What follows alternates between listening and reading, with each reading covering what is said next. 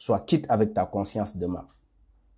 Dis-toi que ce monsieur que j'ai applaudi quand il a annoncé son retrait ne sera pas le monsieur que je vais applaudir quand il va vouloir s'entêter à se présenter. C'est une question d'honnêteté. C'est une question de patriotisme. Préférez-vous un homme politique à votre pays ou préférez-vous votre pays à cet homme politique? Les hommes passent, les institutions demeurent. Alassane Ouattara passera. Il est vieux. À mon avis, il n'a pas plus de 20 ans, 30 ans, 40 ans à vivre encore. Mais la Côte d'Ivoire restera la Côte d'Ivoire. Donc c'est à vous de défendre ce pays-là. Parce que ces vieux partiront et ils laisseront ce pays à la jeunesse. Mais qu'est-ce qu'ils laisseront à cette jeunesse-là? Un pays en lambeaux ou un pays qui renaît de ses cendres progressivement en affrontant tous les défis qui se présentent à l'horizon. Donc, au Congo, pareil, avec Denis Sassou Nguesso, des présidents à vie. Vous ne voyez pas que ça suffit? Des présidents à vie. Dans tous les autres pays du monde, personne n'ose violer la Constitution. Aux États-Unis, aucun président n'est fou pour penser qu'il va violer même la Constitution. Personne. En France, aucun chef d'État n'est fou pour vouloir violer la Constitution. Dans tous les pays européens, là, ceux que vous voyez soutenir nos dictateurs chez nous, chez eux, ils ne sont même pas fous de vouloir violer la Constitution ou de modifier la Constitution. Mais puisque c'est nous les Africains, ils trouvent que nous n'avons pas le droit à la démocratie. Nous ne connaissons pas la démocratie. C'est un luxe que les Africains ne peuvent pas avoir. Ils nous pensent sauvages. Ils nous pensent ignorants. Ils nous pensent pas civilisés pour pouvoir connaître la démocratie.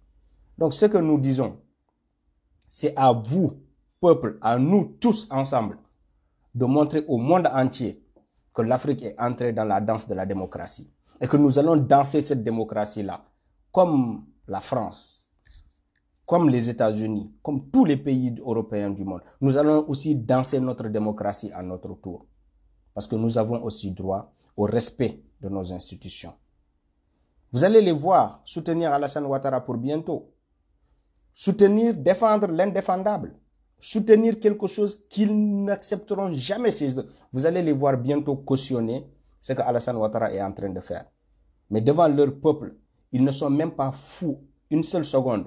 Ils ne sont même pas malades pour une seule seconde vouloir faire la même chose que ce que Alassane Ouattara est en train de faire. Donc, ils insultent notre peuple en soutenant ces choses-là en Afrique. Vous êtes contents. Macron a soutenu Alassane Ouattara. Telle personne, ils sont en train de nous insulter. Ils sont en train de nous insulter. Parce que ce soutien-là montre qu'ils ne nous considèrent pas comme des humains. Comme des personnes sensées, réfléchies, qui aspirent à la même chose que leur peuple. Parce que nous ne demandons rien de compliqué à ces gens-là. Nous leur demandons juste de respecter la Constitution. Ils te disent, oui, tu n'es pas constitutionnaliste. Comment tu peux comprendre la Constitution de la Côte d'Ivoire? Pourquoi faire des constitutions que les gens ne peuvent pas comprendre? Si moi, avec ma culture intellectuelle, je ne suis pas capable de lire et de comprendre une constitution, pourquoi la faire pour des gens qui ne sont pas allés à l'école? Pourquoi vous faites des constitutions pour des peuples qui ne peuvent pas les comprendre? S'il faut seulement que les juristes se prononcent sur la question. Toutes les constitutions du monde sont lisibles et compréhensibles par tout le monde. Et c'est seulement en Afrique qu'on te dira, ne parle pas de la constitution ivoirienne, tu n'es pas juriste. Ne parle pas de la constitution sénégalaise, tu n'es pas juriste. Il faudrait qu'on soit sérieux. Il faudrait qu'on soit sérieux, qu'on tienne des discours de vérité.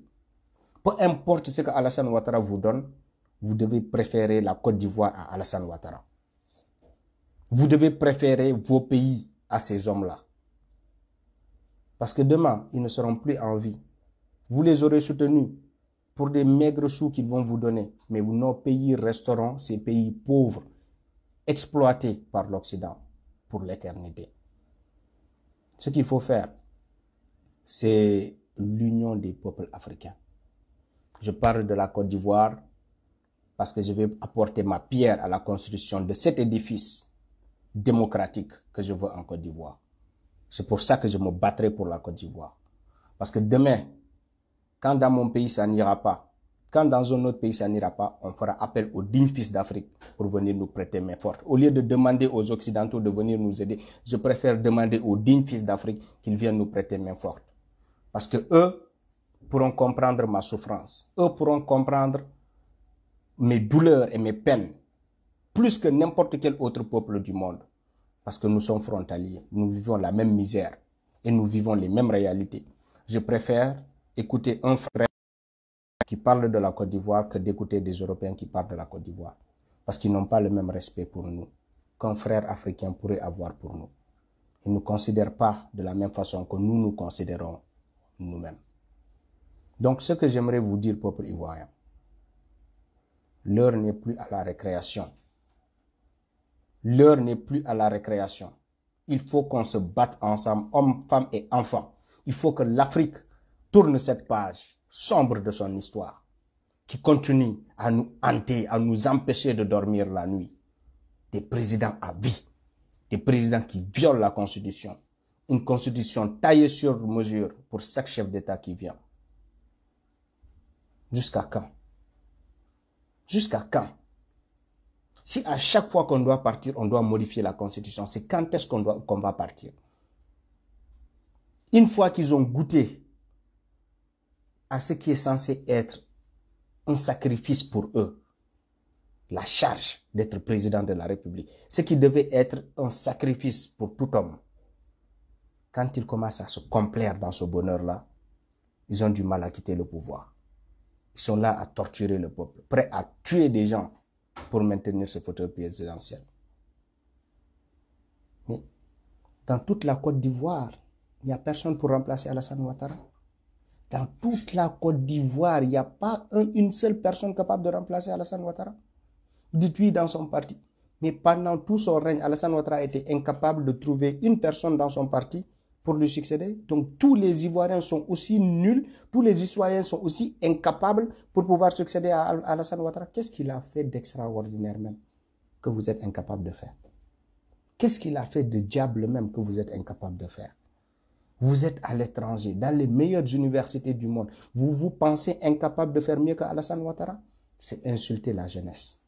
La jeunesse n'est pas aussi incapable et ignorante que vous voulez le prétendre. Cette jeunesse est éveillée, avec un esprit aiguisé pour affronter les défis de l'avenir. Je compte sur cette jeunesse-là.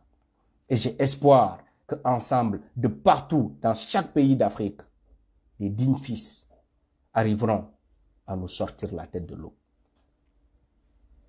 L'Afrique est en train de se noyer.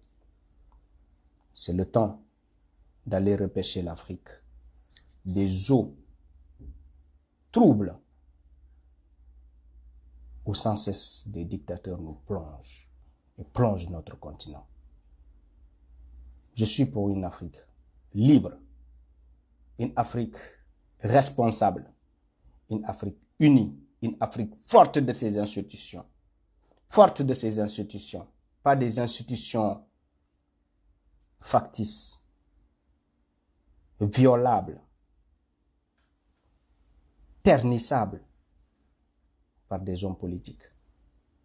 Donc, Monsieur Ouattara, si des personnes de votre parti m'écoutent, ou si vos proches m'écoutent par hasard, j'aimerais humblement vous demander de partir, Monsieur Ouattara.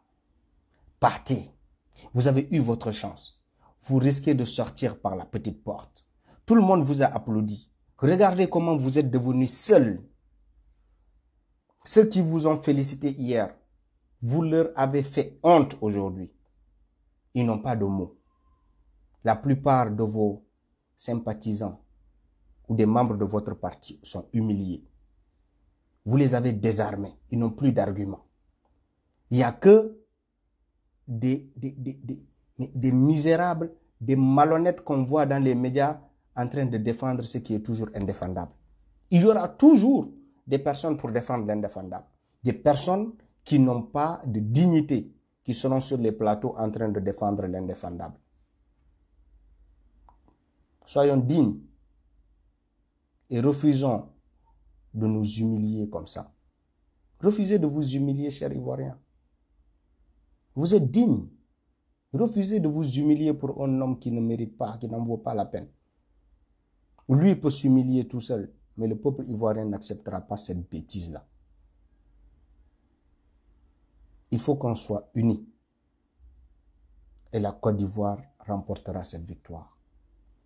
Sortez, défendez votre peuple. La liberté, on ne l'a pas enfermée dans sa chambre. C'est pas comme ça qu'on acquiert la liberté. On acquiert la liberté au prix d'un sacrifice collectif de tous les dignes fils du pays, prêts à défendre la patrie au prix de leur vie, pour que l'histoire se rappelle de ce passage irréversible vers l'avenir. C'est ça, c'est ce défi qui nous attend tous. Vous allez me voir armé de mon manteau de combattant quand bientôt Macky Sall va déclarer sa candidature au Sénégal. Vous allez voir que celui qui vous parle pour la Côte d'Ivoire est en train de se battre dans son propre, dans là où vous dites son pays, parce que pour moi, mon pays, c'est l'Afrique. Mais dans mon enclos colonial là-bas d'où je suis né, vous allez me voir en train de mener ce même combat-là au Sénégal contre Macky Sall. Je ne vais pas dire au peuple ivoirien de faire quelque chose que nous n'allons pas faire. Bientôt, vous allez entendre que Macky Sall a déclaré pour un 3e mandat aussi. Vous allez nous voir. Et vous saurez que nous ne vous tenons pas un discours hypocrite que nous n'allons pas reproduire chez nous. Nous voulons ce discours universel. Nous voulons ce discours partagé dans tous les pays africains. C'est ainsi qu'on arrivera à nous faire respecter dans le monde. Un jour, je parlais avec un étudiant de sciences politiques de Paris. Vous savez l'insulte qu'il a eu à débiter, l'absurdité qu'il a eu à me débiter.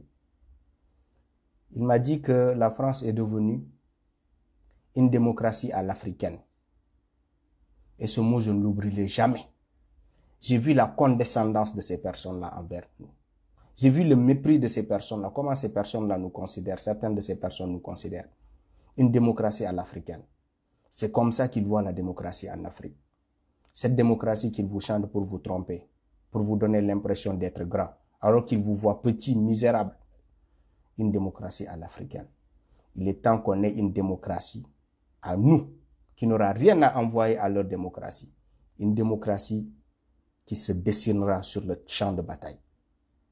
Une démocratie dont on va tous être fiers. Parce que pour leur démocratie qu'ils chantent aujourd'hui, pour laquelle ils sont prêts aujourd'hui à laisser leur vie, ils l'ont acquis au prix d'une révolution. Ils l'ont acquise au prix d'une révolution. C'est à nous d'acquérir aussi notre démocratie au prix de la révolution. Ils sont tous fiers de la révolution française qu'ils vous chantent aujourd'hui. De 1789. Dans tout leur manuel scolaire, c'est une des plus belles pages de l'histoire de France. Cette révolution de 1789. L'Afrique aura sa révolution de 2000, quelle époque, je ne le sais pas, mais pour très bientôt. Et nous aussi, on va graver dans les pierres cette grande révolution que l'Afrique aura fait pour la dignité de son peuple. Partout en Afrique, sans exception, où des cœurs battent pour la liberté. Nous sommes capables de le faire et nous allons le faire. Voilà. Donc, c'est tout ce que je voulais vous dire, chers amis. Je ne veux pas m'étaler trop longtemps. Je vous remercie d'avoir écouté ce direct et de l'avoir partagé. Je vous donne rendez-vous très prochainement. Ne lâchons rien. L'Afrique nous appartient, n'appartient à personne d'autre. À nous, dignes fils d'Afrique, de nous montrer dignes et fiers de ce que nous sommes et de ce que nous serons toujours, africains et rien d'autre. Merci à tous.